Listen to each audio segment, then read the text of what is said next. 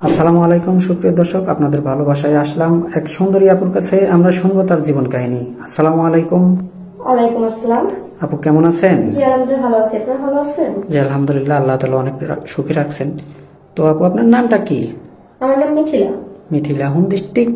রংপুর। রংপুর। তো মূলত আমাদের এই ক্যামেরার সামনে কেন আসছেন? আমার একজন জীবন সঙ্গী চাই। জীবন সঙ্গীর জন্য আসছেন। তো আপনি কেমন লাইফ পার্টনার চাচ্ছেন? কেমন আমি বয়সে হতে চাচ্ছি হবে?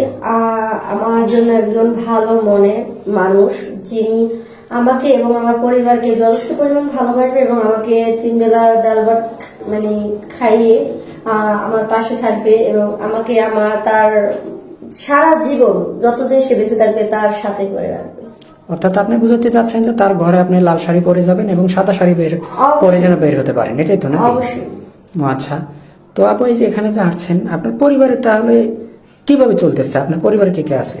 আসলে আমার পরিবারে তেমন কেউ নেই, আমার একমাত্র মা ছাড়া। তো আমি সেলাই মেশিনের কাজ করি, এটাই আমার একমাত্র উপার্জন।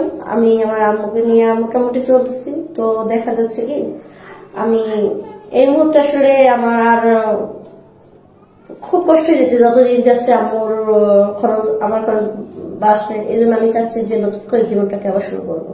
ও আচ্ছা।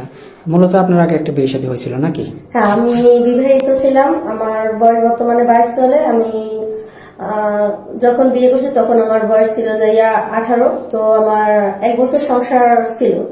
তারপরে আমার হাজবেন্ড একটা রোড অ্যাক্সিডেন্টে আর কি তিনি মারা যান। তো এখন আর কি আমি একাই আছি, আম্মুকে নিয়ে আসি। ও আচ্ছা। তো আপনি যে যেখানে আসছেন কিভাবে আসলেন? আসলে আমি আপনাদের কিছু প্রতিবেদন দেখছিলাম, এখানে অনেকেই আর কি এখানে মানে সুস্থভাবে একজন জীবনসঙ্গী পেয়েছেন, ভালো আছেন, এটা দেখেই আসছে। জি জি, বুঝতে পারছি। তো আপু এই যে আপনি যে শাড়িটা পরছেন, আপনি তো বলতেছেন যে আমি হতদরিদ্র ঘরের মেয়ে, কিন্তু আপনার শাড়িটা তো অনেক সুন্দর, বা আপনিও তো দেখতে অনেক সুন্দর, দেখে তো মনে হয় না যাতে আপনি গরিব ঘরের সন্তান। এখন দেখেন আমি যথেষ্ট পরিমাণ মোটামুটি শিক্ষিত একজন মেয়ে এবং নিজের কাজ করি, আমি সেলাই মেশিনের কাজ করি। তো দেখা যায় যে আমরা গরিব দেখে যে আমার কাপড় চোপড় একেবারেই নেই সেটা না। আমি একটা জায়গায় আসছি, এখানে তো একটা ভালো পোশাক পরতে হবে, সেটা আমার তো সেক্ষেত্রে আমার যতটুক ছিল ততটুকু আর কি আমি এখানে। ও আচ্ছা। তো আপু আপনার শিক্ষাগত যোগ্যতা কতটুকু? এসএসসি। SSC pass. আর লেখাপড়ার ইচ্ছা ছিল না? আসলে বাবা মারা যাওয়ার পরে আর কি পড়ালেখাটা তেমন হয় নাই। অল্প বয়সী বিয়ে হয়েছে, আবার অল্প বয়সী বিধবা হয়েছে। ও আচ্ছা। অনেক জীবনটা অনেক কষ্টে যাচ্ছে।